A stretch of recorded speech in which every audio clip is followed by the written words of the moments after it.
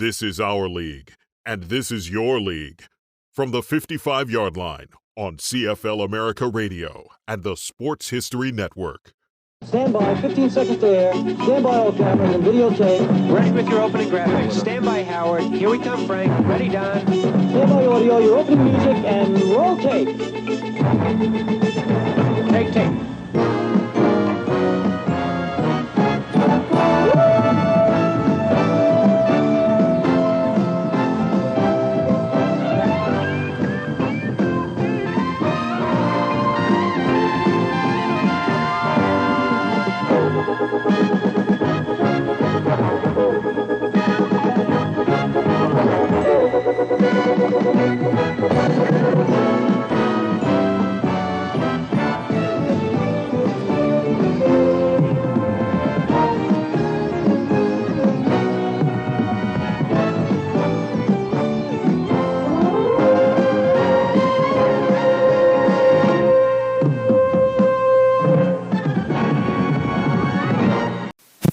Atlanta Falcons first up.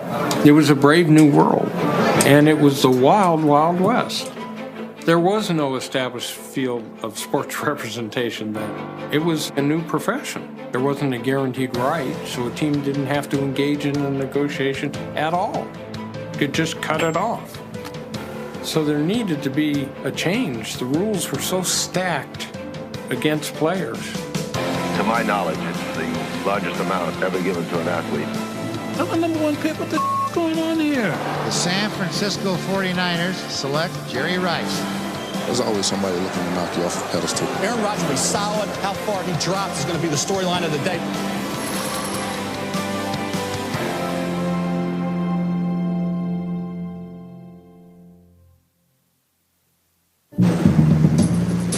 In 1975, the Vietnam War ended, but America was still in turmoil. President Gerald Ford was nearly assassinated by Lynette "Squeaky" Frome. Kidnapped heiress Patty Hearst was arrested for armed robbery. And Teamsters boss Jimmy Hoffa disappeared, never to be seen again. The war protests at Cal Berkeley were over.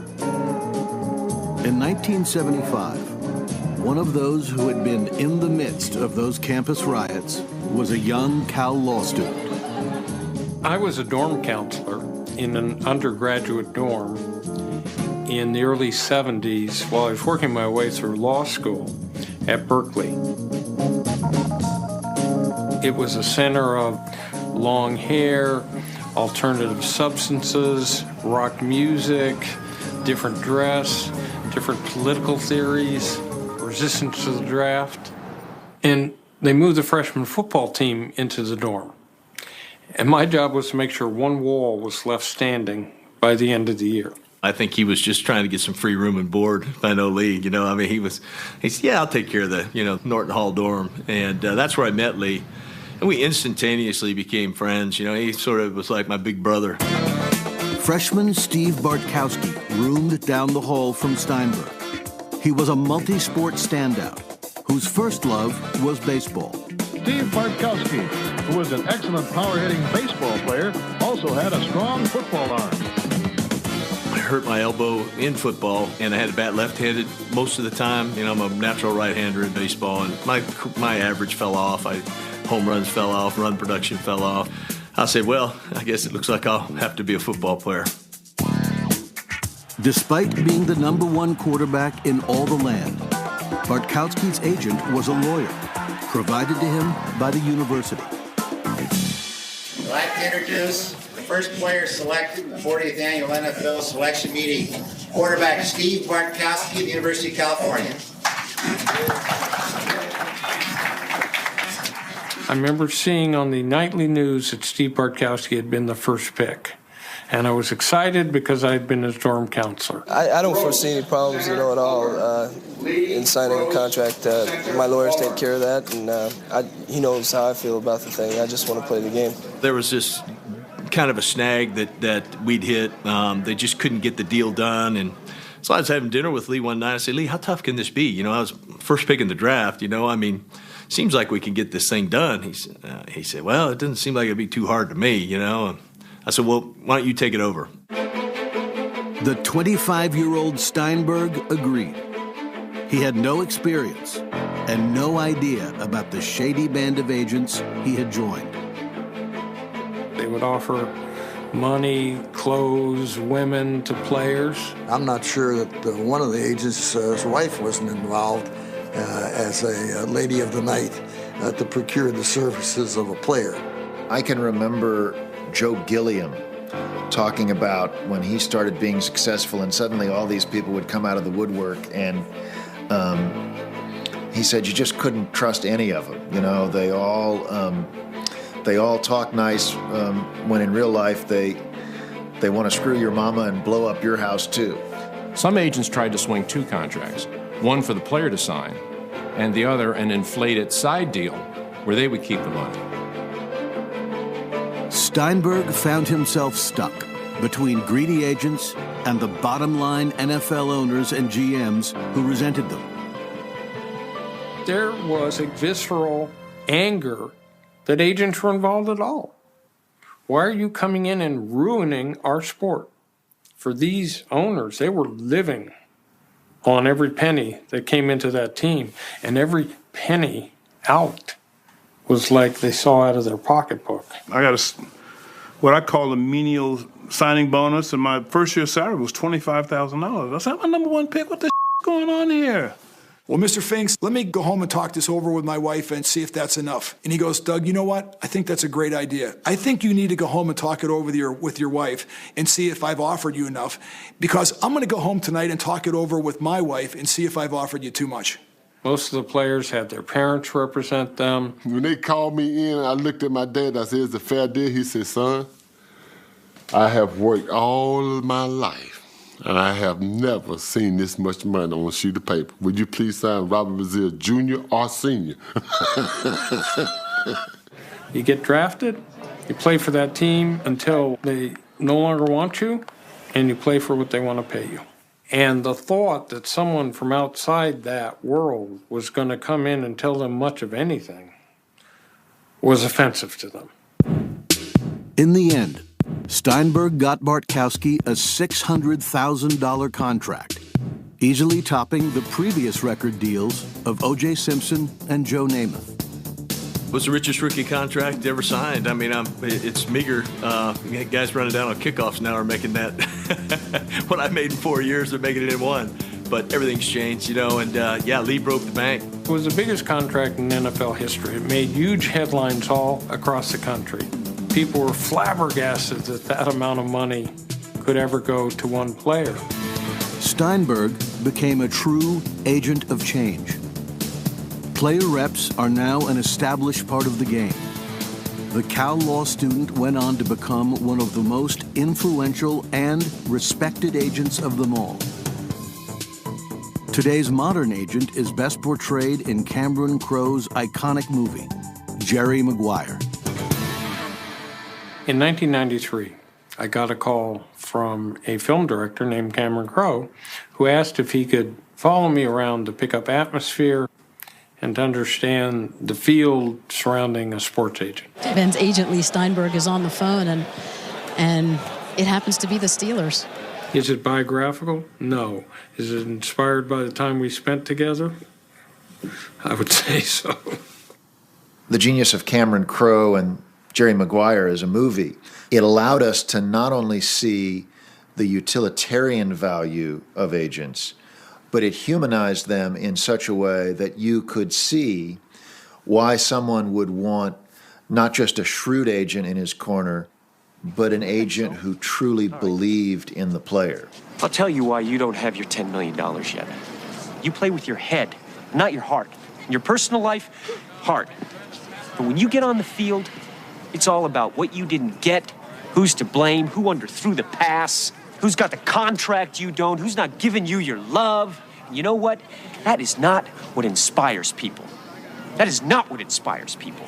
He wanted what was best for me, and I saw that from day one, you know. I mean, that's what set Leigh apart from everybody else I knew in the business.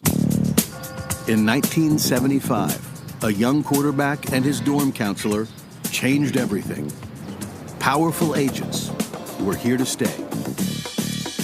I don't think a day has gone by when someone doesn't walk up to me and either say 4 words or ask me to say 4 words. Show me the money. Coming up next. Randy over Walter Payton. We had, it was like a horse race. We had a 1 and a 1A. And I was always a beat behind. Hickey said, well, what do you got me here for? He said, he should have been 1. He should have been the first pick.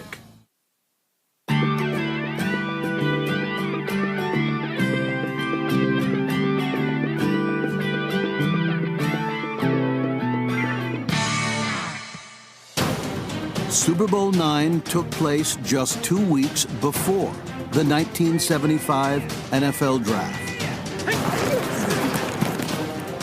In that game, the Pittsburgh Steelers manhandled the Minnesota Vikings, winning their very first NFL championship.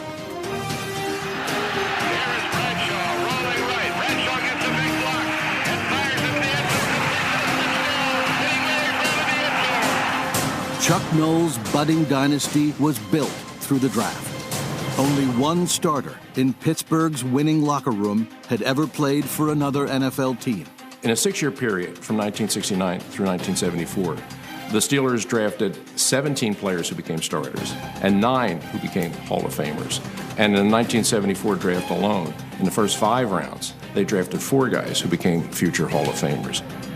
Pittsburgh's 1975 draft was far less productive. It is 2nd down and 6 from the Michigan 49. Johnson. Fumble. Michigan's got it.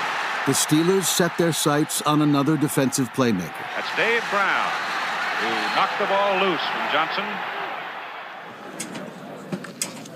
To complete the first round, the world champions select Dave Brown, defensive back, Michigan. Dave Brown earned a Super Bowl ring on Steelers special teams. But with championship depth at every position, Pittsburgh chose not to protect Brown in the 1976 expansion draft. Seattle scooped him up. When Brown retired in 1989, his 62 career interceptions ranked as the 5th highest total of all time. But his 1976 departure to Seattle meant that not a single player from Pittsburgh's 75 draft was left on the Steelers roster. Towering above the draft day field were the Dallas Cowboys, whose 1975 class would pose problems for Pittsburgh from day one. You know, we were playing the Pittsburgh Steelers. And what I remember out of that game, I got a shot on Bradshaw, and I really thumped him down hard. You know, I did. I got a shot on him. I had Webster, Davis, and Kolb. All 3 of them came at me. They forgot about the old play, and they all 3 came triple-team me, trying to teach the rookie a little lesson about punching on their quarterback. At the University of Maryland, Randy White won both the Outland Trophy and the Lombardi Award as the nation's best lineman. Jackson State running back Walter Payton was the other clear-cut favorite to be the 2nd overall selection. The Dallas Cowboys owned the number 2 pick. Randy over Walter Payton. We had, it was like a horse race. We had a 1 and a 1A. And we really weren't sure of which one we wanted because they were both very, very good. I went to watch Maryland play, and the guy was just unbelievable in the game. He made tackles all over the field, very athletic. And one of the things we did is we did a lot of background checks. On the morning of the draft, we found out that running backs at the time, there were only 2 running backs that had played 5 years or more. O.J. Simpson and the Notre Dame running back, I can't think of his name now. So we decided that we were going to take Randy White, but it was basically because of longevity. Dallas Cowboys, first choice, first round. Randy White, defensive end, Maryland. The interesting thing about Randy White is we didn't draft him as a tackle, we drafted him as a middle linebacker. And Randy White's problem was he was smart, he was fast, he was aggressive, but he just didn't have a feel for the game as a linebacker. Being the #1 draft choice, there's a lot of pressure on you. And Leroy Jordan was there. He was my mentor. Leroy did everything he could to help me be the middle linebacker. And I was always a beat behind. And, you know, anybody out there that's played the game will know, you know, if you're a beat behind, if you have to think, it's over. You have to just react. Fortunately, 11 other Cowboy picks made the 75 team. Arizona's Bob Bruni became a Pro Bowl middle linebacker. Tackle Pat Donovan and guard Herb Scott likewise made multiple Pro Bowls. 4th rounder Randy Hughes caught on at safety, while 14th rounder Scott Laidlaw earned a spot in the backfield. In all, 12 Cowboy draft picks made Tom Landry's team. The Dirty Dozen. Yeah, we grew the beards and the whole thing, and we ended up going to the Super Bowl. Rounding out Dallas's draft was Gil Brandt's real Selection 1A. Dallas Cowboys, 1st round selection, Tom Henderson, linebacker, Langston. Tom Henderson, linebacker, Langston. They found me because they looked at historically black colleges back then, you know, the Gramblings and Tennessee States and places like that. This is straight through hearsay, but I heard that Landry and Red Hickey had quite a confrontation about me. Red Hickey said, let's take him at 18. Landry said, well, you know, I really want somebody from, you know, Big 10, Big 8. Hickey said, well, what do you got me here for? He said, he should have been 1. He should have been the first pick. The Rams are definitely going to take him at 24. And so it was that conversation that Landry picked me. Preston at the 3, out over the 10, reverses the football. I ran 109.5. I was 6'2", 215. I was quite a running back in high school. Tom Henderson took the reverse. Every one of us played every one of the special teams, you know, so it just worked. Ironically, a special teams insult inspired the Pittsburgh Steelers to victory in Super Bowl X.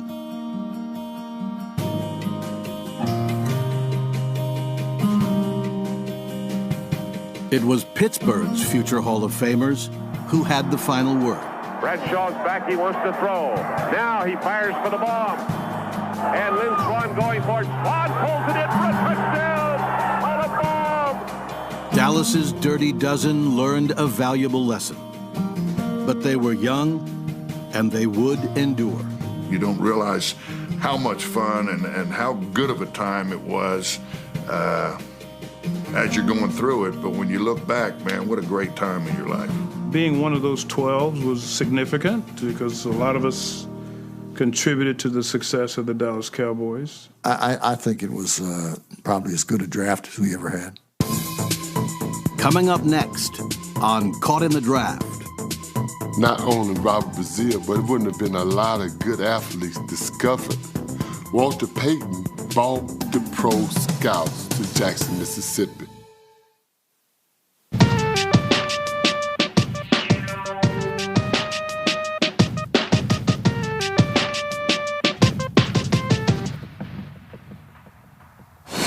Russell Wilson extends the hands he has. Wilson, quick throw. And it's intercepted! Intercepted by Malcolm Butler! Malcolm Butler stepped in front of the throw! No way!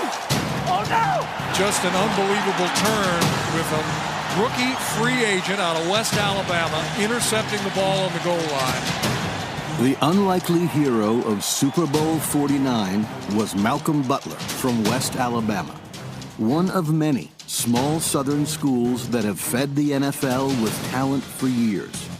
With the success of the Chiefs in the 60s and the success of the Steelers in the 70s, drafting players from the predominantly black schools in the South, everyone began to scout down there and draft players from there. So there aren't any surprises anymore by the time you get to the 70s. There are no more secrets. In 1975, tiny Jackson State was the focus of many NFL scouts. Running back Walter Payton was the most sought after, but fullback Ricky Young and linebacker Robert Brazile were can't-miss NFL prospects as well. Robert was highly recruited. Subsequently chose Jackson State and talked me into coming up there just to take a look at the campus when he wanted to take a look at it. And I met the coach, and the coach invited me to come in and have a tryout and see if I, could play with him. So that's kind of how we got to college together. On draft day, Payton and Brazile were nowhere to be found. They were out riding motorbikes through downtown Jackson. The purpose of the motorbikes was we was hiding from the press. We wanted to make sure and know that other ball players on that team had been drafted before we had anything else to say to anybody else in the press. Yeah, we all hung out together, and we all had nothing together in college, so it wasn't like the SMU deal. We all were broke together, so everybody kind of rooted for the other person, for sure, 100% for sure. We were still buzzing around the city, playing cops and robbers, cowboys and Indians with each other, hiding from the press. So when he found out, I found out. At the same time, he said, well, you went 4th and you went 6th in the first round. And we both looked at each other and said, we got it. Now what about Ricky? Ricky Young hoped to be drafted by his favorite team, the Raiders, in the early rounds. Instead, another California team, the Chargers, drafted him in the 7th. Young was an instant success. Young was a 7th-round draft choice, obscure because he served as a blocker for Walter Payton at Jackson State. When Payton, the NFC's best rusher, heard of Young's success, he said, maybe the wrong guy was doing the blocking. Young was traded to the Vikings, and in 1978, he led the NFL with a then-record 88 catches by a running back. His Jackson State teammate, Robert Brazile, was a star for a decade. Houston Oilers select on the first round, Robert Brazile, linebacker, Jackson State. While it was easy to mispronounce his name, it was impossible to miss Brazile on the field. In the Oilers' 3-4 defense, he was the 1975 Defensive Rookie of the Year and became a 7-time Pro Bowler.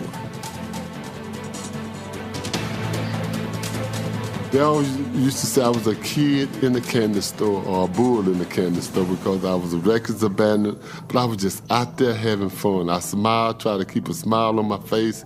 I was happy I was playing with the guys that I was playing with. And that just carried me over to a whole different level, put fuel in my engine to do better.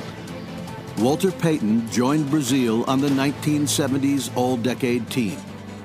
And when he retired, after 13 superbly sweet seasons in Chicago, Payton was the NFL's all-time rushing king. Pitch to Walter, looking for the record, cuts back, he's got it! He's out of it at 25 to the 26-yard line. Walter Payton becomes the National Football League all-time leading rusher, surpassing Jim Brown. Not only Robert Brazile, but it wouldn't have been a lot of good athletes discovered if it wouldn't have been for a person like Walter Payton. Walter Payton brought the pro scouts to Jackson, Mississippi. For 2 number 1s to come out of Jackson State, that said so much. Not only that school, that conference, and the type of ball players that was going to that school. I have a trophy over here where I made Rookie of the Year and Linebacker of the Year. And Ricky made the most catches that year, and Walter led the league in rushing. Can you imagine all us sleeping, eating breakfast, and growing up as kids, make it to the NFL, and having to go to the Players Association banquet where we all got a trophy at the same night? How big is that, man? That's a big night for us in Jackson State. When we return, he may be, as far as I know, the only football player to sign $2 million contracts. Either pay me or else, and they took the or else.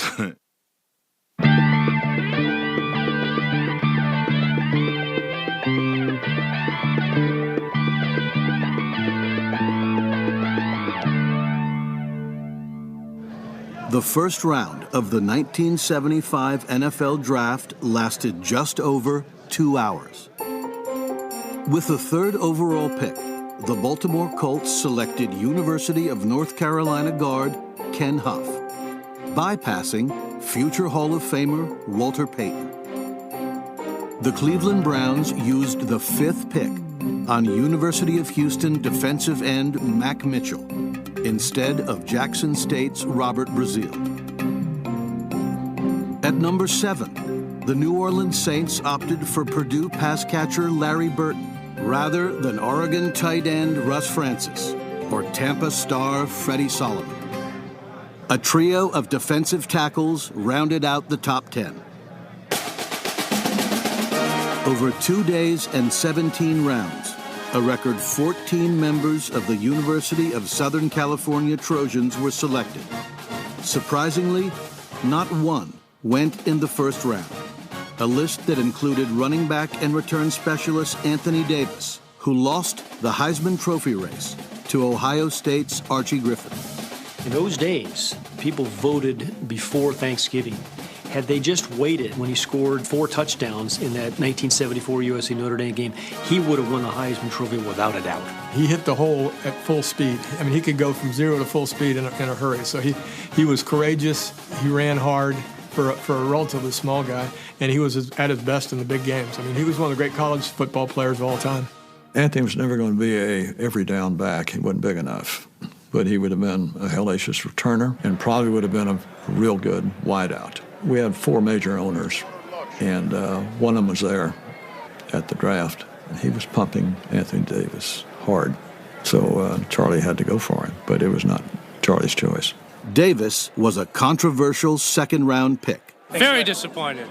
Okay. Winner needs to be put out. I think he's an average prospect. He's not fast. He's not big. He's going to be good, definitely great running back kicks. Whether we can break in the starting lineup, that's another story. Instead, Southern Cal's playmakers went rogue. Tonight, live and in color, PBS presents the new game in town, the World Football League. They all joined the WFL.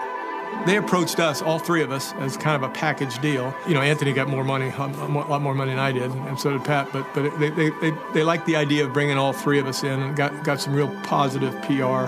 When the World League folded that year, Anthony Davis became pro football's first true free agent and migrated north to the Toronto Argonauts of the Canadian Football League. He may be, as far as I know, the only football player to sign $2 million contracts in the 70s.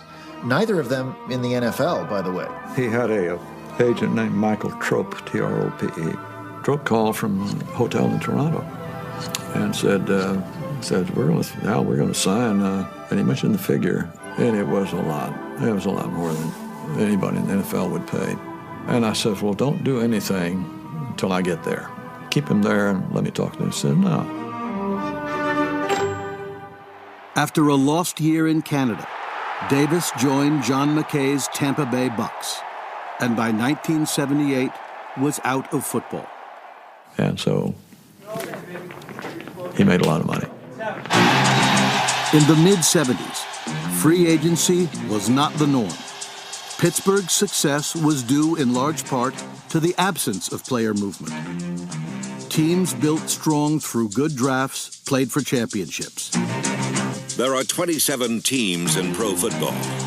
And then there are the Pittsburgh Steelers. People try to underscore the importance of the draft, but really that's how you build.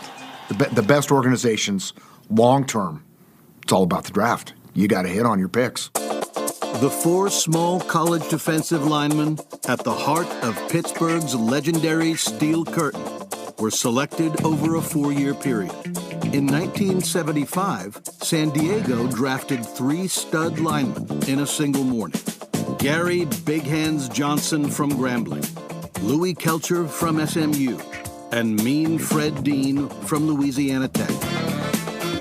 People always talked about Eric Coryell. Well, they forget about that front 4. Gary Big Hands Johnson, phenomenal player, unblockable. And Louis, I always liked what the Raiders said about Louis. It was like trying to block a Coke machine. You can't move him. Fred Dean, Hall of Famer. So the 75 draft gave us those guys. It gave us a defensive line that ended up being Pro Bowlers before they became Super Bowlers in San Francisco. Therein lay the problem. Dan Fouts matured into a Hall of Fame passer. But just when the Chargers appeared ready to make a Super Bowl run, the future Hall of Fame defender from their '75 draft reached the end of his road in San Diego. My brother-in-law, he drives 18-wheelers, and he makes more money than me, driving 18-wheelers at that time. I said I could go and drive an 18-wheeler and make just as good. I had been promised something, and it just didn't pan out. My thing was either pay me or else, and they took the or else. Not all show-me-the-money stories ended badly. In Fred Dean's case, he joined a champion in the making. I know I had an all-pro day that day. I just wanted to prove to the Chargers that I was that caliber of player that made a difference.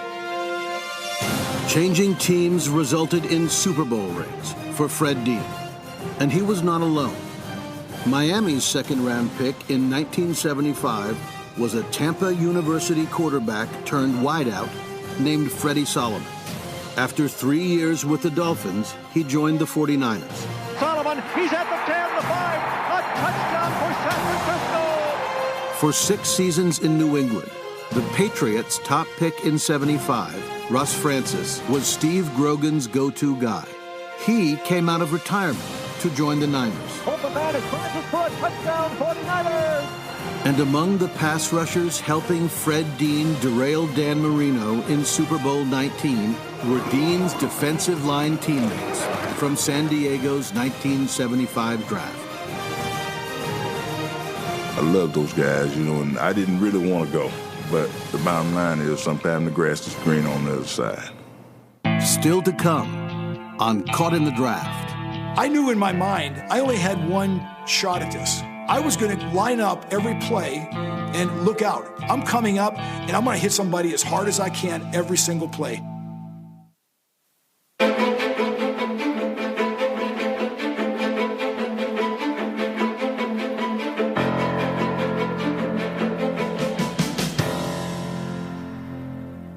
The '75 draft came during a period of transition.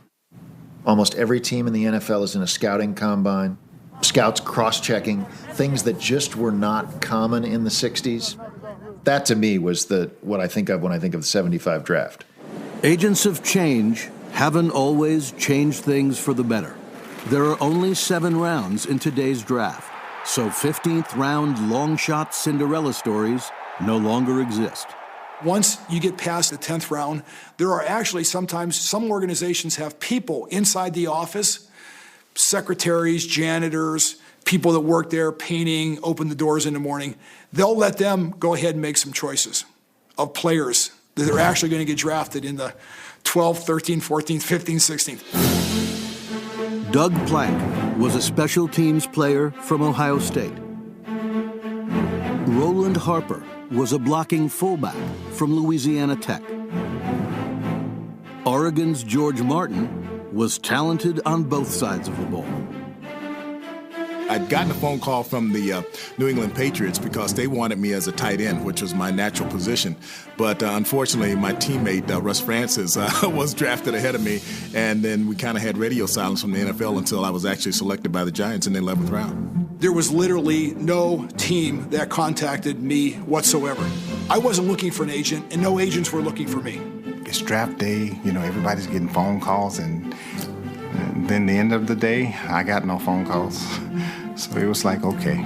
My statement to my wife was this: the 11th round, they usually don't make it, so I'm going to go back and see what this training camp stuff is all about, and I'll probably be back in a couple of weeks at the most, and then I'll finish my degree and I'll go on and become a school teacher. Martin was the 11th round pick of the Giants. Harper went in the 17th and final round to the Bears. Plank was also selected by Chicago in the 12th. I knew in my mind I only had one shot at this. I was going to line up every play and look out. I'm coming up, and I'm going to hit somebody as hard as I can every single play. While Plank graded out well as a pass defender, he gained instant recognition for his shattering tackles. I didn't care whether it was the official, the other players, even players on our own team. If you managed to get in the direct path of me and the ball carrier, I was going to probably run into you. I'm going to stay here. The only way you're going to get me to leave is that you put me in the trunk that I bought, chain it down, put me on the plane, and send me back to Louisiana. But you're not sure if I stay there, because I might hijack the plane and come back. At the start of the 75 season, number 35, Roland Harper, was an obscure 17th round draft choice. But his blocking and running ability quickly earned him a starting role. In his rookie year, fullback Roland Harper started more games than his backfield mate and first-round pick, Walter Payton. There was not a guy on that field that I couldn't block. And being that Walter, after seeing film on him, it was like, forget the running, bro. Just concentrate on the blocking. Despite being the 262nd player drafted in '75, Martin saw playing time right away. When I got to training camp, I was disillusioned to find out that these guys were flesh and blood just like myself. And I found out very early on that if I'd applied myself, I could be competitive in this environment. Martin played 201 games and became known as the Giants' Iron Man. Doug Plank's claim to fame would be his uniform number, thanks to the Bears' defensive coordinator, Buddy Ryan. When Buddy drew up all these different defenses and schemes, he always put the numbers on the board, and he named it after a number, each specific coverage, each specific blitz. But this one, because it blitzed from everywhere, it was so chaotic, he grabs the chalk and circled my number 3 times and said, we're going to call this the 46 defense. For 8 years, Doug Plank was Chicago's hitman. For 8 seasons, Roland Harper was Walter Payton's spearhead. One was made famous by the number 46, the other by paving the way for number 34. That faith and trust that a guy like Walter could put in me to know that if I got to make a block for him, I'll fight for you. To have a legacy of playing with one of the greatest guys in the history of the sport is just one that I'll take to my grave. When he retired, George Martin held the NFL record for touchdowns by a defensive player and was a Super Bowl champion. He's in the end zone, they got him! Safety! Instinctively, I think I was blessed with that ability to be sort of a ball hawk. You add to the fact that I was a frustrated tight end. Some guys you'll see, they'll fumble on the ball, they won't be able to lay on a fumble or catch an interception. It came second nature to me. The former tight end's greatest joy? Catching a touchdown pass from Phil Simms. As for Plank, it was watching the defense named after him destroy the Patriots in Super Bowl 20. I'll tell you what, this defense has been incredible. They scored 46 points in that Super Bowl. And last but not least, you know, they utilized the 46 defense and pounding the Patriots that day. If there's hopefully something that I left behind after my career ended, it was setting a tone, just like Walter Payton, of there's always something else in going that extra mile. Never die easy. Never die easy. Never let one guy bring you down. We all had that same attitude. Still to come. You gonna get rid of your best player? I'm your best player. Yes, I am your best player. When I mention this name, it gives me chills because Walter is the godfather to my son.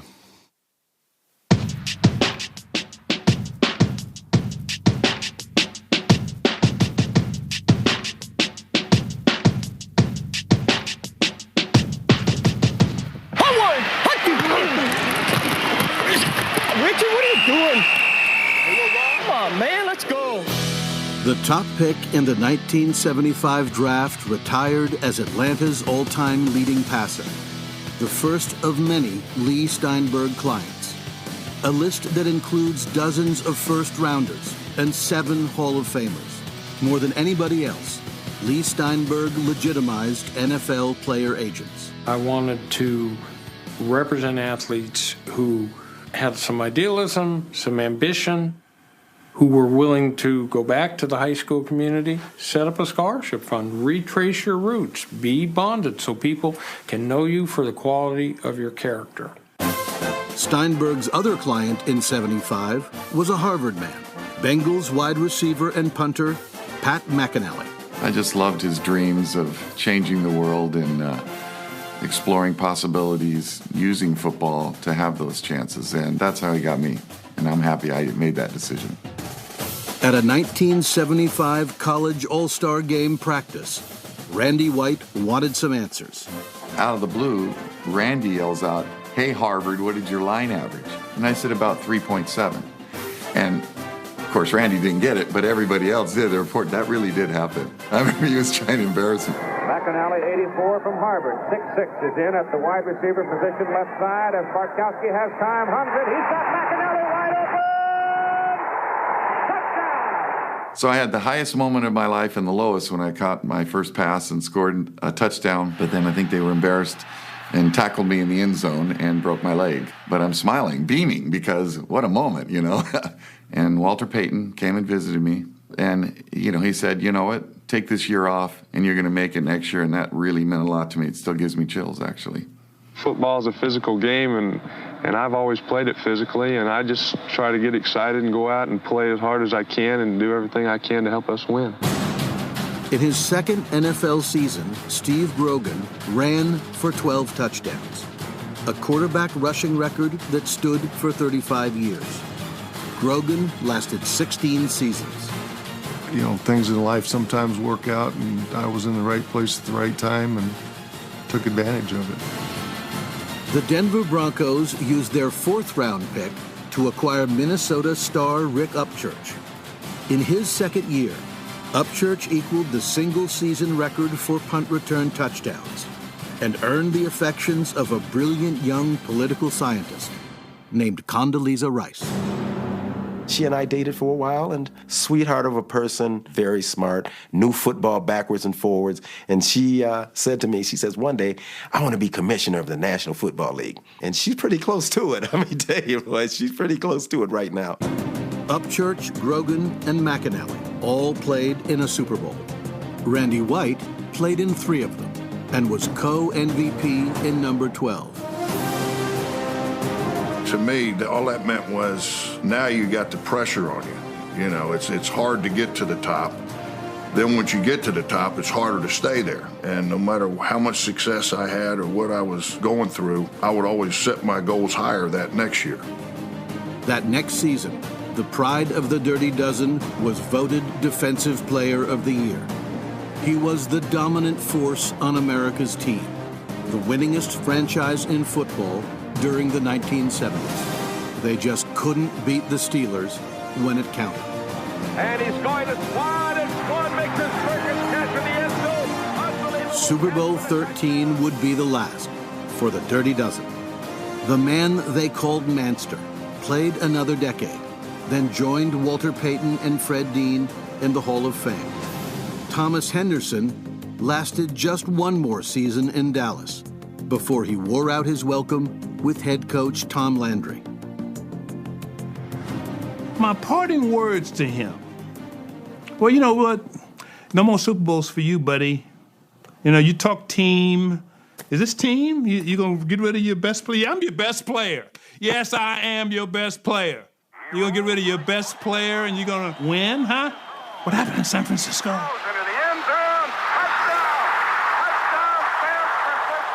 What happened all the way up until 1988 without me, huh? What happened?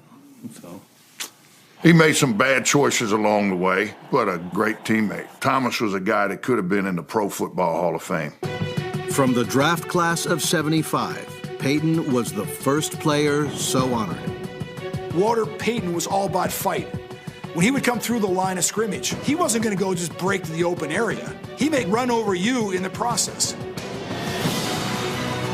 He would carry the ball 25, 30 times, maybe get hit 5 or 6 times on each one of those runs, and he was ready to go. If you had to pick a poster child for the 1975 draft, it would be Payton, not only because of his great career, but because with Payton and Robert Brazile, it's not just that you're drafting players from historically black colleges and universities, these diamonds in the rough. They weren't in the rough anymore. People knew they were diamonds. Walter is the godfather to my son. And when I mention his name, it gives me chills because my brother, I know he's gone, but he's still in my heart. I try to take him everywhere I go. When he was being inducted to the Hall of Fame, and for him and Jad to cross that stage together, I felt what he felt. That's all I can tell you. I felt what he felt. When I think about the 1975 draft, I think about Walter Payton, obviously. Comes out of a small black college and goes on to become one of the great players in NFL history. When I'm through playing football, I want to be known as a player that every play he gave everything that he had. And when he left the field, he left everything that he had in him on the field. I think about the Dallas Cowboy draft of that year. 12 kids who came in and really kind of helped put the Dallas Cowboy franchise back on top. But perhaps the biggest thing, I think that was the year that player agents became the agents of change. Show me the money.